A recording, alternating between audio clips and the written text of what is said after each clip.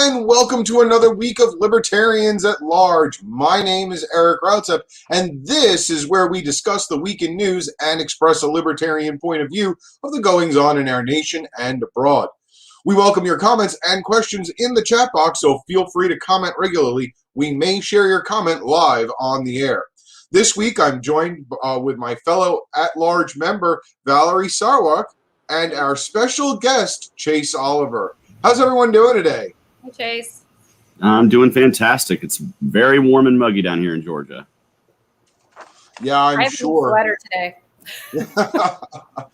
I'm sure it is. Actually, I'm in Durham, North Carolina, and Elsa just passed us. So, yeah, that's a lot of hype for a lot of nothing. I mean, we got 4 inches of rain, but other than that, that's about it. So we've got some waterlogged streets and the ground goes mush, but that's about it. You know, I suppose that's better than the alternative of it being like, you know, not worrying about it and then it being a catastrophe. So this is true. This is true. So yeah. So I'm happy to be on the show today and happy to see both of y'all. I haven't gotten to talk to y'all in a little bit. So it has been a while. It has been a while. Yeah, I think last time I saw you, Eric, was at the National Convention in July. Last time I saw you in person, anyways. Yes. Yeah, we've done some Zoom calls together since then, but yeah, no, this is the first time. The last time you saw me in person was Nationals. You're right. Which was an awesome convention. It was a lot of fun, and I really enjoyed it. It was my first time at a national convention, actually. So I'm looking forward to the 2022 in Reno, so we can all be, you know, one giant family again, and that's something I'm looking forward to. Yeah, it's a lot of work because actually I'm on the convention. Did I freeze? Yeah, you did. You did freeze. At least you froze in a good position. There you go. Do you want me to kind of kick you out of the room and let you back in when you figure out the camera? Oh, I think we lost audio now too. If I was frozen, there you are. I'm back live. Oh my God, I don't know what happened.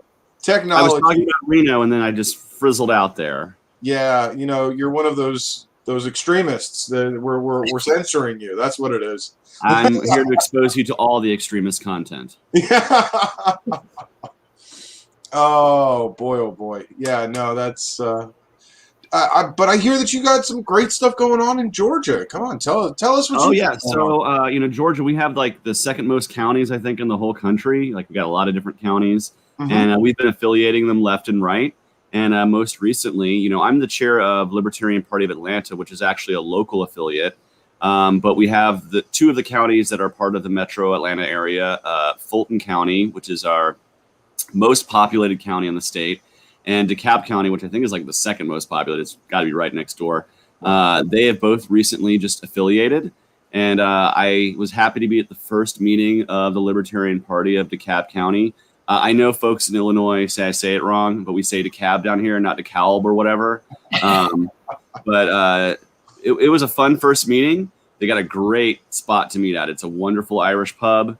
And, you know, we just actually had a meetup at my house last night where we kind of discussed the CRM. We were going to try to do some phone calls, but I was the only one that had CRM access. It was a little weird navigating through it. So instead, we just hung out and just talked shop and enjoyed a little bit of pizza and some beers together and had a little bit of fellowship, which was nice. Nice having meetings again in person, which is always, you know, something that was sorely missed in 2020. And now that we have it in 2021, it's nice to have it back. Absolutely.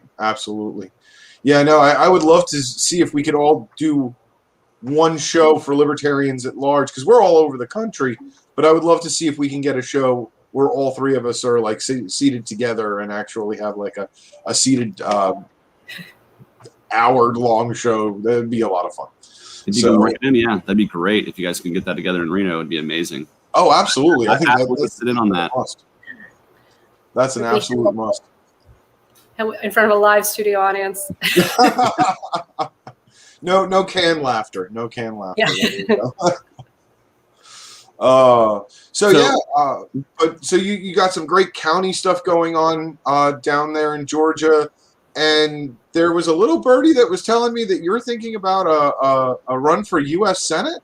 Yeah, so our convention is in January, and so for the next several months, in addition to being an affiliate chair, I'm hoping that I can speak to the issues that are very important to Libertarian voters and earn my party's nomination to be our U.S. Senate candidate in 2022.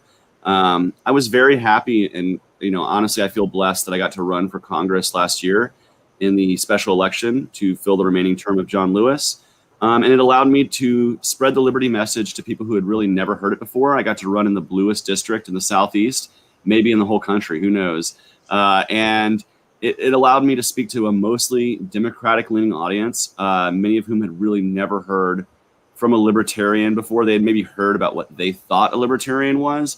But with my campaign, which was very much focused on criminal justice and the movement for to end qualified immunity and things like that, in the wake of the George Floyd murder and the subsequent protests, I think it spoke volumes to a lot of people who really came away with a much better impression of what libertarians are and what the libertarian message is than they maybe had before. And I want to do that again. I want to be the messenger for the party that says that one libertarian in the United States Senate can really make a difference. This is the party, or this is the chamber that the famous Mr. Smith Goes to Washington. I want to be that libertarian filibuster. I want to be the guy who stands up proudly and loudly against wars, against the drug wars, against the invasions of privacy we've had since September 11th, and speak to things like open immigration and open immigration policy and real criminal justice reform, not just the lip service that the Democrats have been giving us since Joe Biden was elected, while doubling funding for police. That's a strong message right there. Definitely a very strong message. And Georgia is really interesting because it's such a purple state now that I think the libertarian message will have a huge appeal because it's just based in common sense. Oh, yeah. And we are a state that's constantly changing. We're a state that's demographically getting younger and more diverse with our voter base. So that's something that we're seeing changing. And, we saw in the 2020 election, in our Senate election with Shane Hazel forcing the runoff, it kind of upended the entire thing because, it very well could have been a Republican winning that race in a general election had there not been a libertarian. And he could have very well won the runoff, too, had he earned those libertarian votes and sought those libertarian-minded people.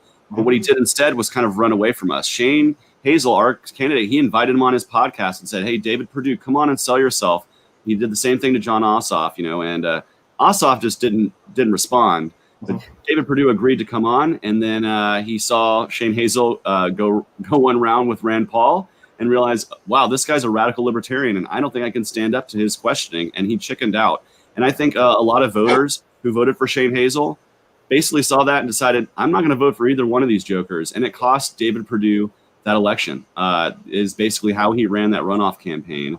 And I think the libertarian voter can be proud that we actually, said our votes are not going to be taken for granted. If you want our votes in a runoff, you have to earn them. And I think David Perdue failed that, and that's why you have Senator John Ossoff right now. And I'm looking forward to challenging the current Senator Raphael Warnock, who will be up in 2022, because he is just a mountain of failed promises. And whoever Republican runs against him is most likely going to be a Trump sycophant. And I look forward to saying, let's talk about real limited government. Let's talk about real economic freedom instead of what you've been offered the last 4 years from Republicans. Yeah. Well, the last generation from Republicans, really. I think it goes back a little bit further than that. But, hey, that's just my opinion. I don't think there's been a qualified individual in Washington for quite some time. But, yeah. And that's something that, like I said, one libertarian senator can change a lot of things. We can gum up a lot of works, you guys. Like, if you want somebody who's going to grind government to a halt and make sure that it doesn't move without at least some real scrutiny, that's going to be me. I'm going to be fighting to end the Fed, but first and foremost, I'm going to be fighting for every vote to audit the Fed, to have more oversight over this stuff, and to make sure that we're fighting for those issues that libertarians care about, while also speaking to things like ending the wars. I tell people all the time, I'm hashtag anti-war to the core. And that's because my entire adult life, we've been at war in this country. One of my best friends, her niece, who I babysat when she was a toddler, She was born on 9/12/2001, the day after 9/11. She's never lived a day of her life in this world when we've not been at some sort of war, or when we've been using that war as justification to remove the rights to privacy from people and to put us in this post 9/11 mindset. And we're getting to a point soon where people are going to forget what that pre 9/11 mindset was like. And we're going to lose the ability to say, remember when, because people are going to be grown up and they're going to say, no, I don't remember when. And so we need to make sure that every day we're continuing to fight to break down those government structures and institutions that were built in that panic after 9/11. You know, the country was panicked. I get it. But now it's time for cooler heads to prevail and start tearing down those structures again. Yep. Yeah. Like, absolutely. I flew within the last week, and I was thinking, why are we still taking our shoes off? Why are we still doing this? Why are we still going through security, honestly? Why do we still have the TSA? They've been shown to be a massive failure and an extremely huge waste of money. They 95% of the time when they're tested, they fail. Yes. So I am not confident that 19 out of every 20 times the fake bomb gets through. Well, then I don't trust you as an institution to keep me safe. I'm sorry. Like, that is a horrible statistic. And they've shown time and time again throughout the last 20 years that they're a waste. So taking off our shoes is literally just the icing on the cake of the waste of money and the waste of resources that TSA, the DHS, and so much of the federal infrastructure, the federal institutions from the top down have been wasting our money. They steal our taxpayer money, and then they don't even use it on things that are worth anything. They just completely waste it, which is even more of an insult. And again, I want to be a voice in DC who is like shouting from the rooftops about this. If you think Rand Paul has talked about fiscal responsibility, wait till a libertarian like myself gets in the United States Senate, and you're going to really hear about limited government and really hear about balanced budgets. And that's my plan, is if I'm elected, I'm going to make sure every program is shown to be the failure that it is, and speak to the American people as to why do we need this. No, you're absolutely right. I mean, there's not a government program that's out there that once the government says they're going to do something, that it actually works the way it's supposed to. I mean, let's just be honest. The government is the perfection of screw up, and especially the U.S. government. Yeah, it's just, that's the way it is.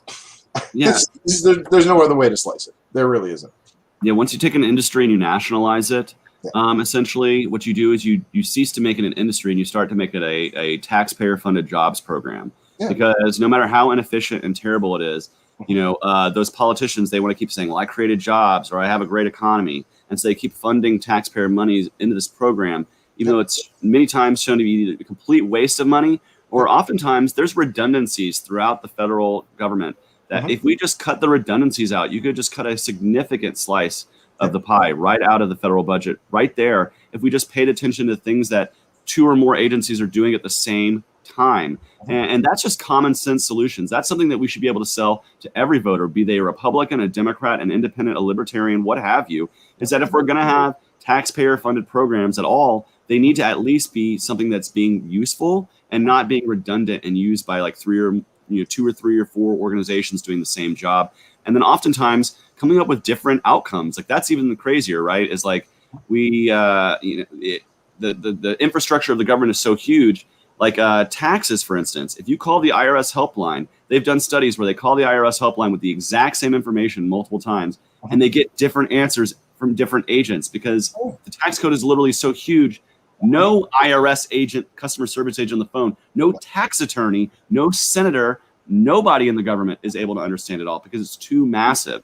And that's the problem, is you can fit so much cronyism and so much corruption and graft and terrible things into that because people just can't pay attention to all of it. So it's about time that we simplify it. It's about time we basically do what the Napoleonic Code did with laws, and we really simplify our government to make it user-friendly for the average voter and the average American.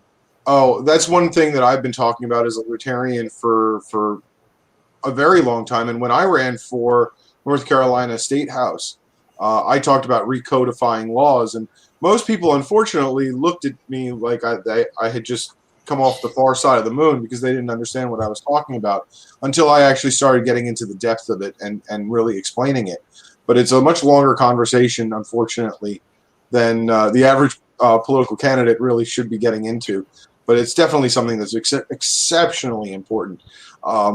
And that goes all the way back to Claudius Nero Drusus Caesar, who actually said the larger your code of law is the closer that your civilization is to collapse. And yeah, I mean, and it has proven true throughout history. Absolutely throughout history, it has proven true over and over and over again.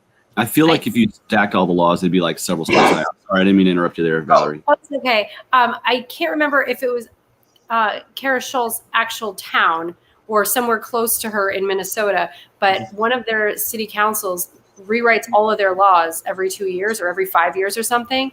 And so I was like, that's crazy. But when you think about it, they just keep the important ones, right? They're not like editing the laws. They're rewriting the whole city code. Like, if everyone could get on board with that, things would be a lot easier, especially local small municipalities. Because there's laws, like now they're doing this law here about the fireworks. It's not illegal to buy fireworks, but now suddenly it's illegal to set them off. And so they have a fireworks task force. I'm like, really? Oh, that's ridiculous. I'm sorry. What a good use of money. Yeah, and you can find wastes of taxpayer money and graft and stupidity all through government at every level, local, city, state, national, all of it. And that's one of the reasons why I really want to be a voice is because last year when I got to run for Congress, I got to be a very loud voice for the criminal justice movement. And, I made sure that I, moved the Overton window a little bit in that debate. Like when I started my campaign, I was the only candidate out of 7 who was forcefully saying we needed to end cash bail, because right now in this country, there are 500,000 people who are in jail awaiting trial. And they're presumed innocent. You're innocent until proven guilty. You're presumed innocent. And so these 500,000 people are sitting in jail because they can't afford the bail. And because of COVID, this problem has gotten even worse because courts have ground to a halt during the pandemic. And so some of these people are basically serving the entirety of their sentence if they were guilty before they even see a courtroom. And that's ridiculous. So I was the first candidate to talk about ending cash bail. And by the second or third forum, we had the moderators talking about, I understand you have a plan to end cash bail. Let's talk about that. And that actually started conversations and continued it throughout and actually pushed the issue into the forefront of that race. I want to end cash bail. I want to end qualified immunity for police. So that way, when they do wrong by us, just like I did wrong by you, you would be able to sue me. My job should not shield me from liability if I do something really wrong to you. And especially if you're someone who's tasked with enforcing laws, you should have a little bit of knowledge of what those laws are and how they fit into the Constitution. And, I want to end no-knock raids that have killed people like Breonna Taylor. But in my own state, in Habersham County in Georgia, a no-knock raid, they threw a flashbang grenade through a window and it landed in the bassinet of a baby and permanently scarred this child because for a drug charge. And we can talk about ending the drug war. That's a whole different thing. But there's all these criminal justice issues that Raphael Warnock can say that he supports them, but I don't see him being really loud and forceful. And he's certainly not challenging Chuck Schumer on the issue. And that's really what you have to do in a legislature at this point is you have to challenge the leadership.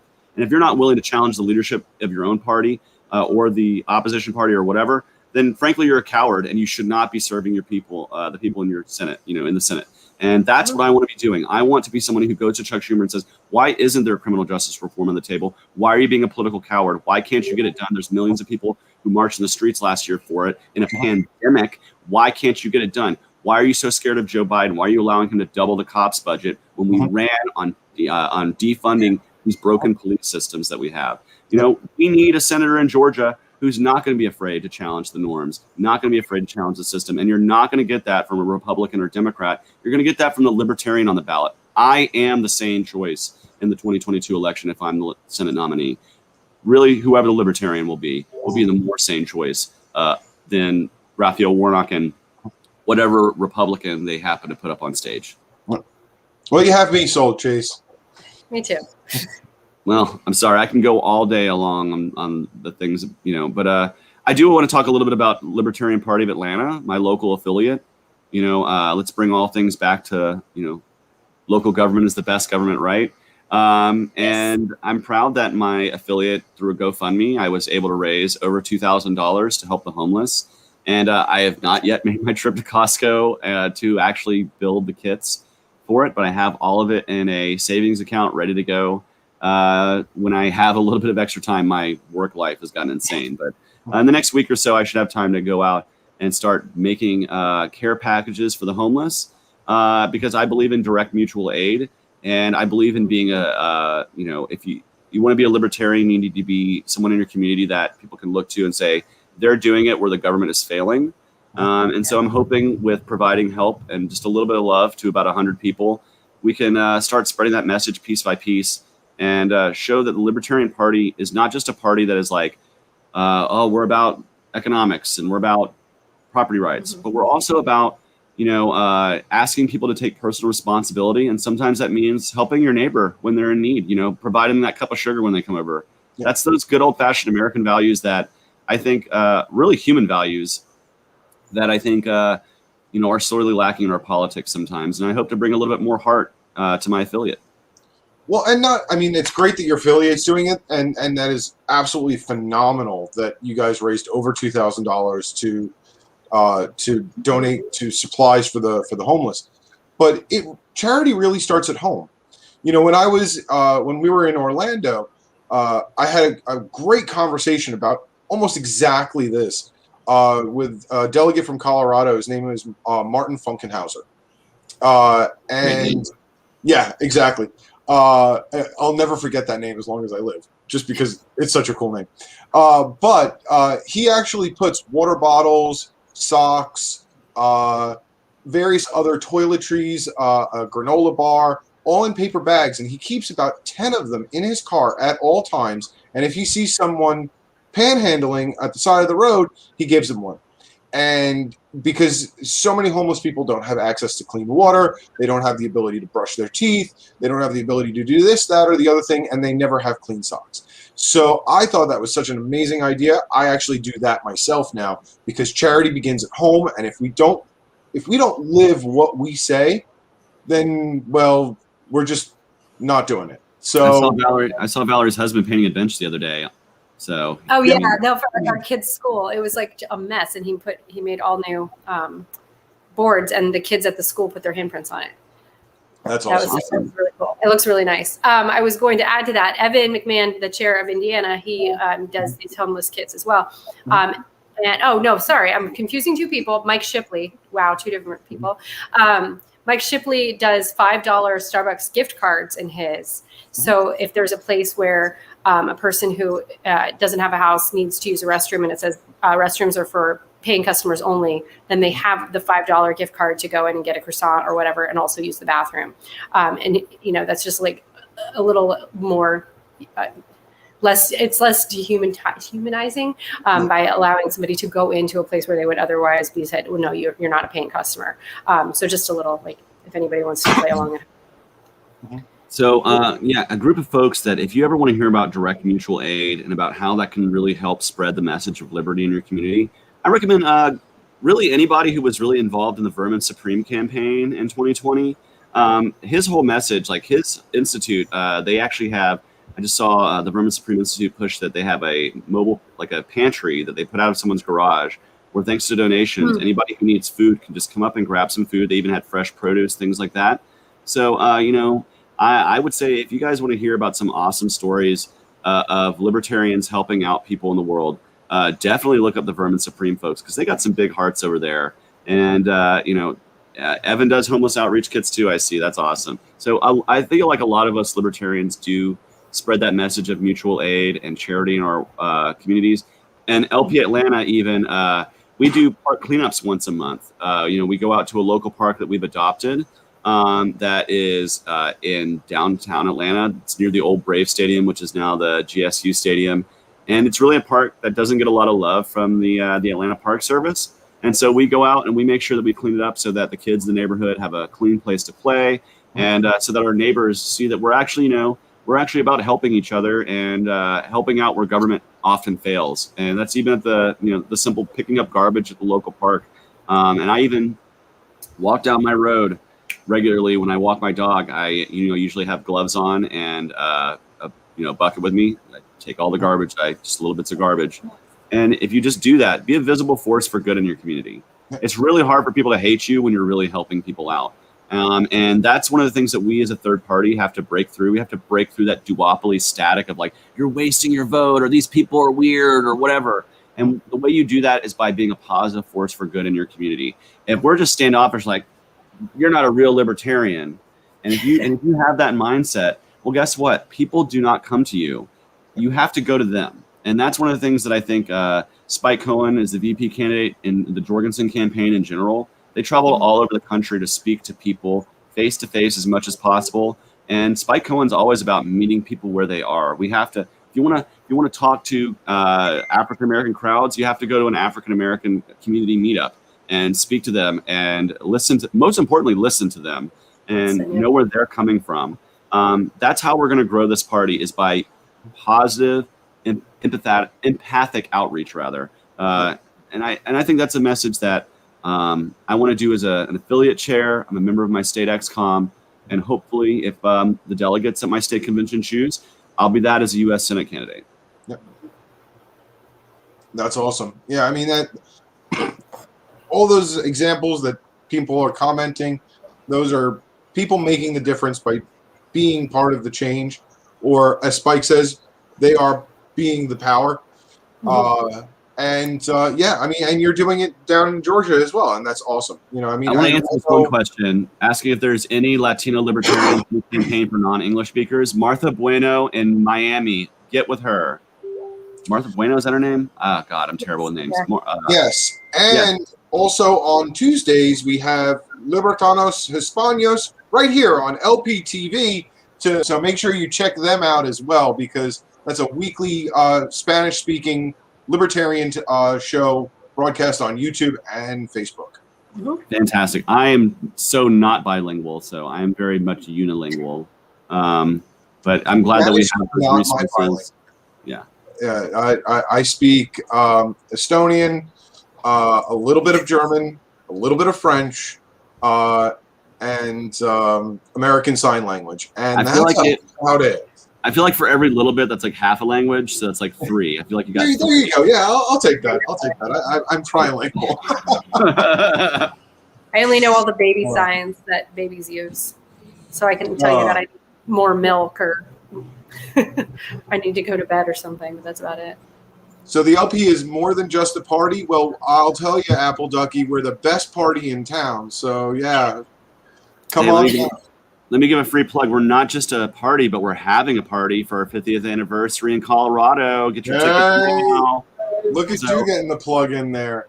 Hey, I had to plug the national party somehow, so I figured I would go ahead and plug this nice 50th anniversary party that we're having. Absolutely. Because we're having our golden anniversary in Golden, Colorado. So come out for that. It'll be a lot of fun. I'm hopefully going to be able to make it out there. I'm trying to make the travel work with my job and its remote capabilities. So we'll see how that goes. Done a lot of traveling. I've been to like 7 or 8 conventions this year. So I know how that feels. well, look at y'all, Mr. and Miss LNC over there. Like, yeah, of course, y'all have to be going to those conventions. I'm just a schmuck. But one of my favorites was going out to the Alabama convention. It was a nice drive out there. I got to see a lot of folks. I've been to Alabama, Georgia, DC, Pennsylvania, a few others. So it's been quite an awesome. I've done more traveling during the pandemic because of libertarian conventions than I did ever before the pandemic. Oh my gosh. I feel like it's back to normal. I flew twice this month, so I was like, oh, now things are picking back up. Yeah, I've flown quite a few times this year, but I still like driving. I find driving relaxing, and I also listen to C-SPAN streaming radio. So yeah, I'm one of those weird people. See me walking down a sidewalk, just cross the street, walk on the other side. It's fine. I get it. But, well, then I already know your answer to this, because I had a would you rather answer. It's like, would you rather travel cross country with someone who whistles and sings to every song on the radio, or who listens to news on the radio the entire time? And so I already know what your answer would be, because you're that guy. I am that guy. And, so never mind. So I think I already know the answer to that. But I'm definitely a sing and whistle guy. So there you go. Hey, you know what? When even on C-SPAN, they get to a point where they start repeating. So, once we hit the repeat, go chime right in, start singing and whistling, and we'll make it right across the country, Chase. Well, Yeah, so I think we got a few more conventions left up for the convention season this year, but after that, it's all onward to Reno, and I'm looking forward to seeing how that goes. Like I said, it'll be my first non-pandemic convention, so I'm looking forward to seeing lots of people who were not able to make it last time due to either, health concerns or just the inability to travel because of the craziness of 2020. I'm hoping to see a lot of those folks that I only know through the interwebs and through Zoom calls and stuff like that. And of course, I got to get my Ashley Shade hug in Reno. Anytime there's a libertarian gathering, I got to get thrown up in the air. So, and in 2020, I made a habit of being the guy who shook everyone's hand with hand sanitizer. But like, I wanted to make sure that I'm as friendly to everybody. If you see me out at a libertarian event, regardless of caucus affiliation or where you're from or how you became a libertarian, come say hello. I'm happy to say hi to folks and have a respectful discourse. I love it. You mentioned Reno, so I'm going to make my plug. Coming up in the next couple of days, our naming contest for Reno is actually going to be starting. Everything is right on the verge of getting set up. So if you have a great name for Reno 2022, submit it, and we'll start voting on it. You can vote with your dollars. And just like we named our 2020 convention, we're doing the same thing for 2020, and tickets are going to be going on sale too. And we're starting again with super early bird pricing. Make sure you pick up your tickets early and pick up extras for friends, family, and everybody else. So absolutely. Yeah, I can't wait to go out there and play some craps. Yeah, that's yes. It's going to be in a casino this time around. It's going to be a lot of fun. Voting. What do you mean? I'm on a roll. Yeah, sorry, I can't leave the table. I'm hot. That's what alternates are for. Well, and actually, some of the games we're talking with the casino. Some of the games may be actually rebranded temporarily in libertarian fashion. So we're figuring out how that works with the gaming the Gaming Commission of Nevada. So be on the lookout for that. There may be some Liberty Torch number draws and stuff like that too. So it might be a lot of fun. And this might be like a pitch for me to made a delegate to Reno, but if I'm made a delegate to Reno, I promise to try to challenge Star Child in the looks department. So we're going to see who can bring the biggest looks to the table, Star Child. I'm issuing a challenge right here and right now. You better bring it, because if I'm a delegate, I'm going to be bringing the looks. So the challenge is on the table.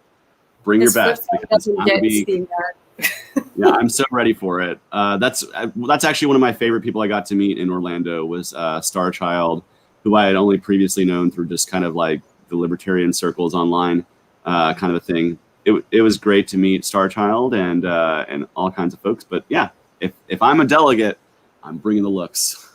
Okay, and actually, while we were on this call, because it hadn't gone live earlier today, excuse me,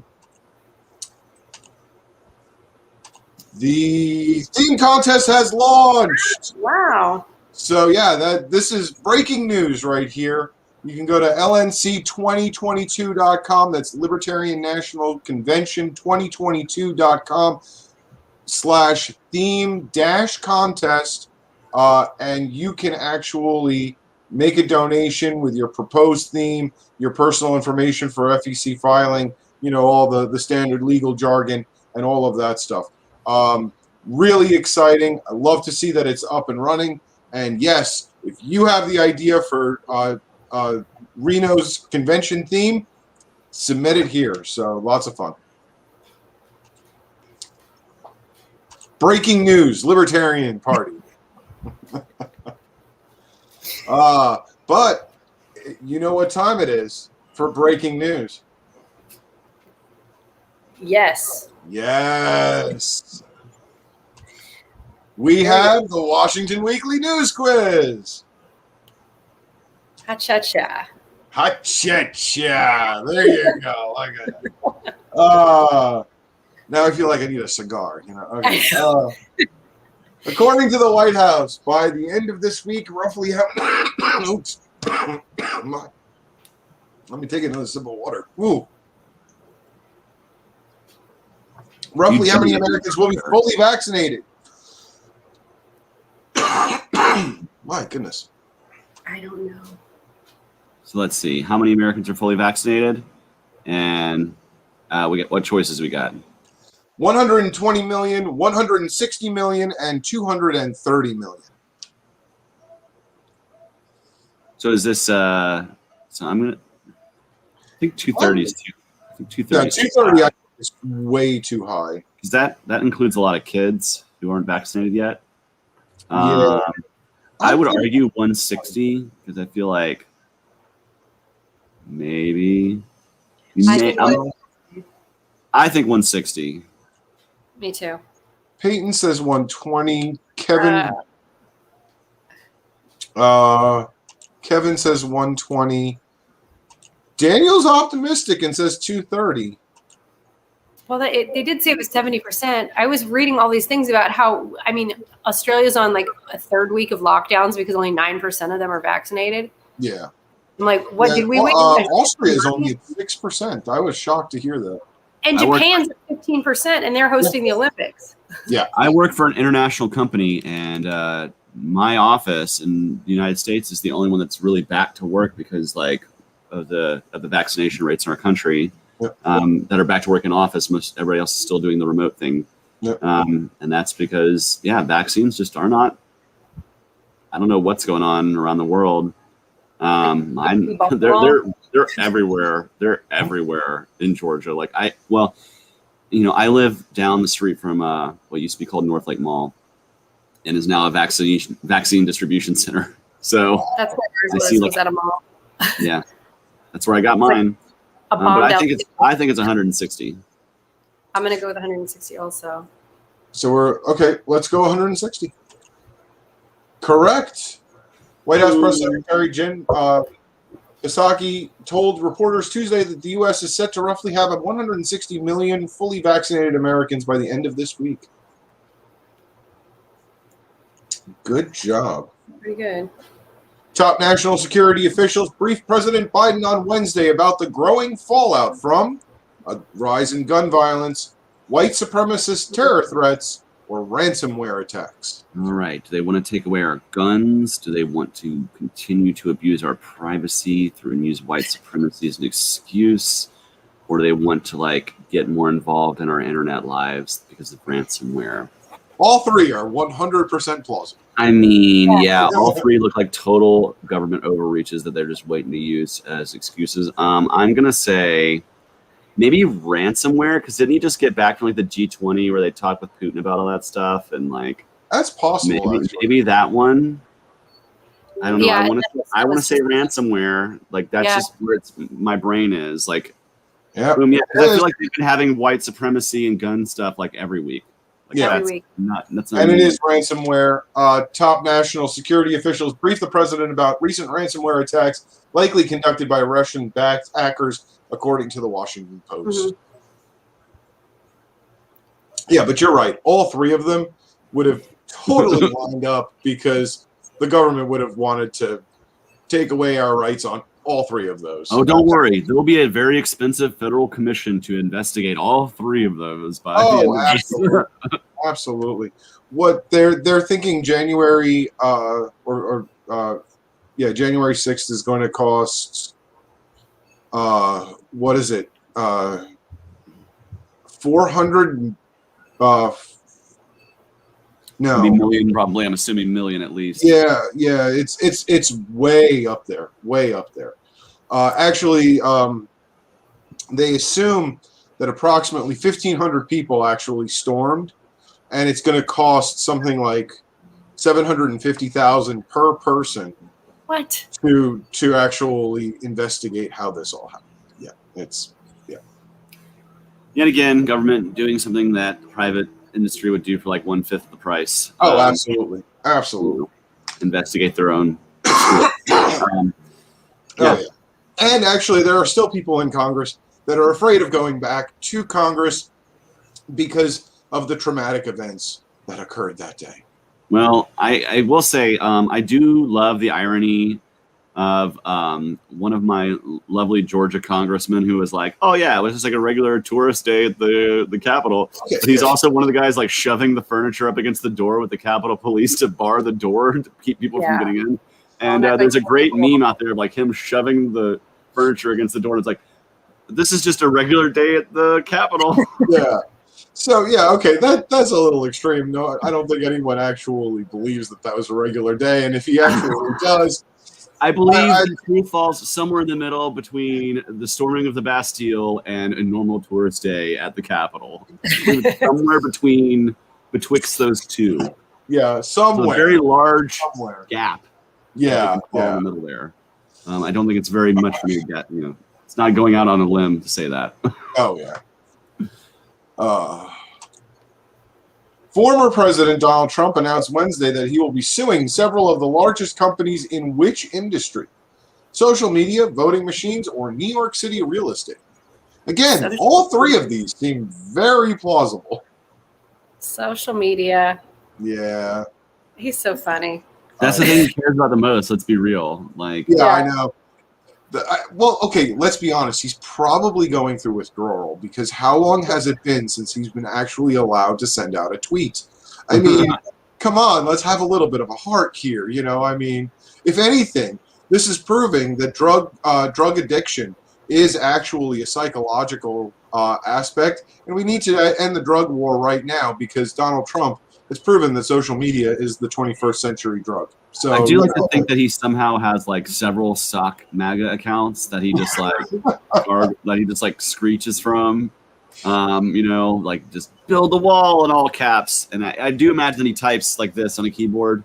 I don't know why I imagine Donald Trump types like that on a keyboard, but that's just how I imagine it. But social media is a hell of a drug. Yeah, so. It really is. It really is. And Donald Trump's proving it on a daily basis. Oh, and, sorry, Donald, you can't plug this, but I'm at Chase for Liberty. So if you want to give me a follow, you can't follow Donald Trump, but you can always follow me for that quality libertarian Twitter content at Chase for Liberty. There you go. Look at you.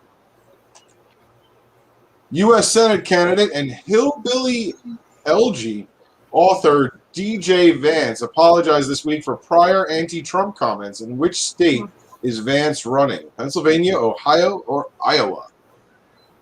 I have this one. I have no idea. I had no idea what this is. I did not know that Netflix movie that I have not seen was based on a book that I haven't read.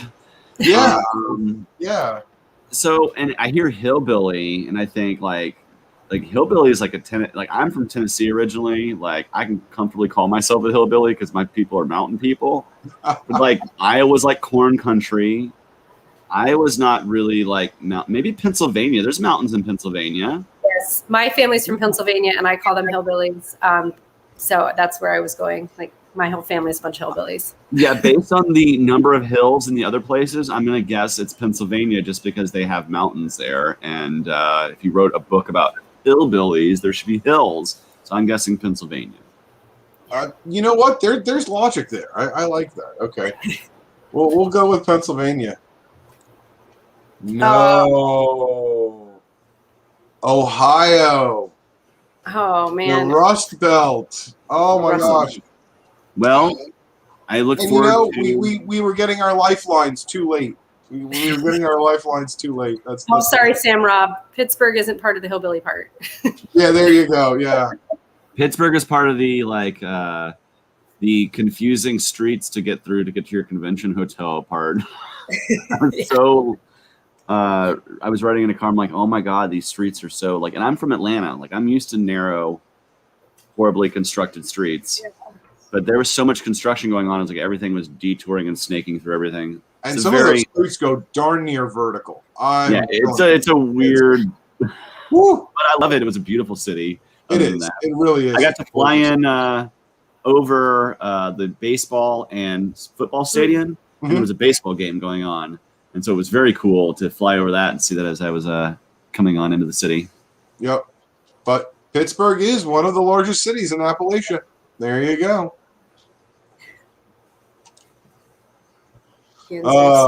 Next question. Which country's president was assassinated this week in assault on his private residence? This happened just this morning at 1 I know this a.m. one. Yeah, I know this one. Thanks. I know this one too. Is it Haiti? It is Haiti. I know that one. Yay. Yes. Paying a lot of attention to the news for some strange reason. So yeah, actually, him and his wife were assassinated in the middle of the night, approximately 1 a.m. Eastern time today. It's devastating. I mean, I feel for the people of Haiti. Yes, because of their government, because they're a nation that was literally founded by slaves revolting against their masters, and it's really sad to see the kind of corruption and the way the government has really basically not done anything to care for the people. And it's a reminder, folks, that when we give out foreign aid, we are taking money from the poorest people in the richest country to give it to the richest people in the poorest countries. Yeah, and if you really want to help out countries like Haiti and other countries, I recommend getting involved in microlending to help people create marketplaces at the ground level, at the entrepreneur level. It's something I've always advocated. So while Haiti's in the news, let's put that plug out there. Don't advocate for federal aid because it's a waste. And it helps corrupt dictators. Help create marketplaces. Trade goods, not bombs, has always been my thing. So So, Darby, I want to address this real quick. You're saying that these questions are softballs in comparison to the New York Times quiz. Yes, they are. However, more than half of the New York Times quiz is entertainment-based and completely off-topic and non-germane to the show. So that's why we've actually transitioned from the New York Times quiz to Washington Weekly. So thank you very much, though. It is true that a lot of these questions are pretty softball. That's okay. Makes us smarter. The AP projected a winner in New York City's Democratic mayoral primary. Which candidate won after the final round of votes? Andrew No. Oh, no, it wasn't. So, okay, I tuned out last week, so this is probably going to be the 1 week where I am really bad at this quiz because I don't even know this one. And New York City, New York State is my original home. It's where I was born and raised, and I usually follow New York politics pretty closely. And I haven't even heard. So I did follow this one because New York City decided to do ranked choice voting, which is something I'm a huge advocate of and fight for here in the state of Georgia. So I was very interested to see how the race went.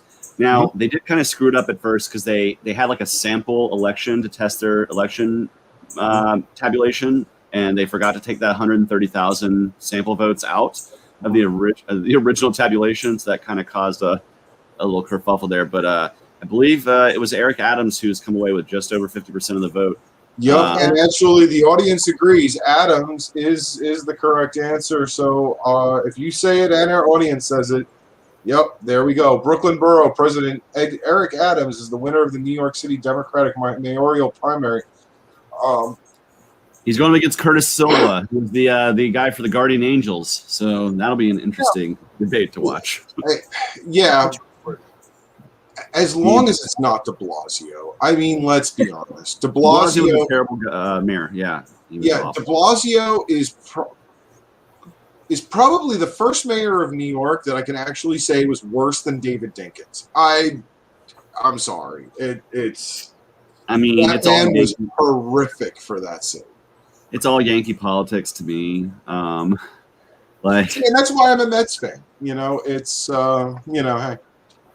Okay, it's a New York joke. It's a New York joke. Just play along. Okay. Which tech mogul officially stepped down this week as CEO of the company they founded? Mark Zuckerberg, Bill Gates, or Jeff Bezos? These are easy. Yeah.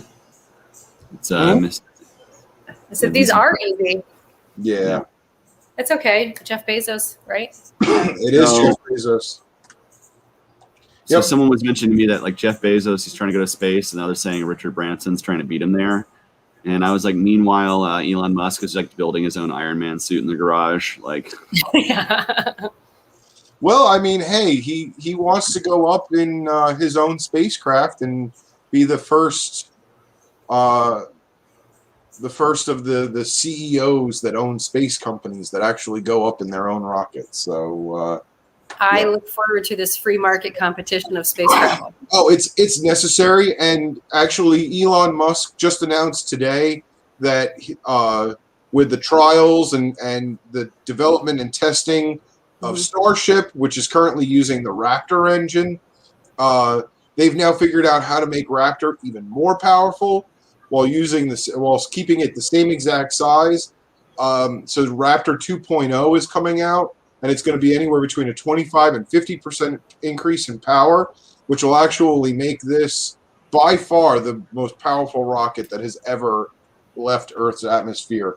Talking about free market competition with space travel, I want to say, as the captain of the Libertarian Party Star Trek caucus, check us out on Facebook. I do love the free market capabilities of space, and I want to say, as a fan of Star Trek, in canon, it was a guy wanting a lot of money who developed the warp engines. The whole thing got started by a guy who was looking for money and searching for capital. So capitalism creates Star Trek, and don't you forget it. That's very true. That's free market competition helped make the space socialist utopia that we all watch on television. But it is kind of, I'm actually rewatching Enterprise and The Next Generation right now. And yes, I am part of the Star Wars caucus. Star Trek caucus. But I know. I know. It's been a day. I'm sorry. But it's amazing if you watch some of the episodes of Enterprise or Voyager also. They mention NASA projects that were like 2030 and stuff like that. And NASA's already said that they're not going to start doing these any longer. So it's kind of funny that even like the Star Trek canon has errors in it now because NASA's stepping to the side to the delight of a lot of capitalist and free market competition. So, and we're developing a lot of technology a lot faster than they anticipated too. There's that. Like, I do enjoy seeing our rapid creation of technology and how like it quickly dates the sci-fi universe. Yes. And so that's always pleasant to watch, right? Like when my favorite is there's a scene where they have data pads and they're like iPads, right? Yeah. And one of the captains is like, look at all this work I got. And he's got like 50 pads on his table. It's like all of that would be in one iPad. Like it would just be on one tablet or on a computer. Yeah. So they almost get it, but then it's like slightly screwed up because they were doing it in the 90s or in the early 2000s. That's part of the shtick that I love about it. So yeah, and I look forward to watching us go into the stars. I'm a huge space nerd. I'm in the middle of watching a documentary right now about Nichelle Nichols, who was Uhura on Star Trek, and all about how she encouraged diversity in the space and space sciences, and about how she influenced a whole generation of scientists. And I love science. I'm a nerd. I'm sorry. It's great stuff to watch. So anyways, yeah, if you follow me on Facebook, you'll see lots of nerdy videos too. So. But I can talk about space for a while, so we're just going on to the next question. Chase, who was Nichelle Nichols? Was she the African-American lady that kissed? Okay. Mm-hmm. I watched that on Drunk History, and I was like, I don't watch Star Trek. I'm not into sci-fi, so I'd never heard of this woman. And I was like, wow, this is really cool. So there's a whole documentary about her? Yeah, it's on Paramount Plus is where I'm watching it. I will watch that with the kids. Thank you. Yes. Okay. In which state are Republican legislators convening a special legislative session this week that is expected to prioritize voting restrictions? Florida, Arizona, or Texas? I feel like it's an Arizona thing just because of the amount of Stop the Steal stuff that's gone on. We've got Daniel and Eldon saying Texas. Okay, maybe it is Texas. Texas is a big state. They got a lot of... And I know it's not Florida because Florida already passed a lot of these. And it's not Georgia because we did the same thing. Yep. Arizona had like forever absentee ballots. They've had absentee ballots for like every single person gets one no matter what. and then you don't have to use it or you do use it. So I don't think that they would change that suddenly right now because it was never a problem before. So I guess So Texas. I'll agree with Texas Well, people. we've got some Arizonas coming in now. Texas was the early leader, but See, I feel like it's got to be the Southwest at least. But my initial thing said Arizona, but now I'm thinking logically maybe it is Texas. I'm thinking it's Texas. I'm thinking it's Texas.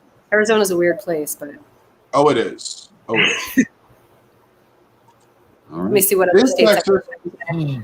It is Texas. Texas legislature begins a special session on Thursday. Republican Governor Greg Abbott has announced the agenda.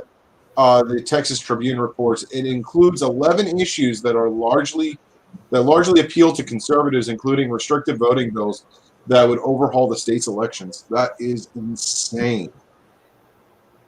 Wow. Yeah, I'm not a fan of the other stuff that they want to do either. Yeah.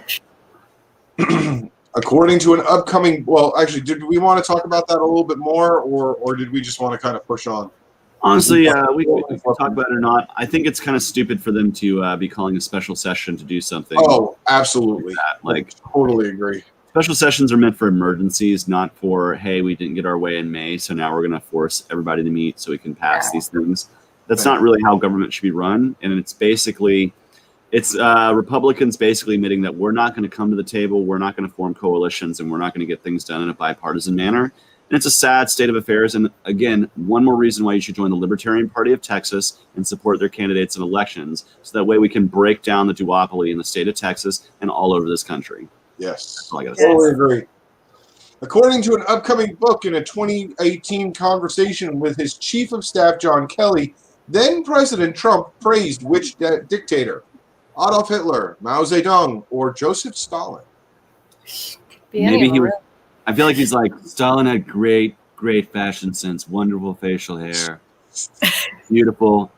Mao, he really knew how to get people under control. Yeah, Little Red Book, wonderful. Mm-hmm. Yeah.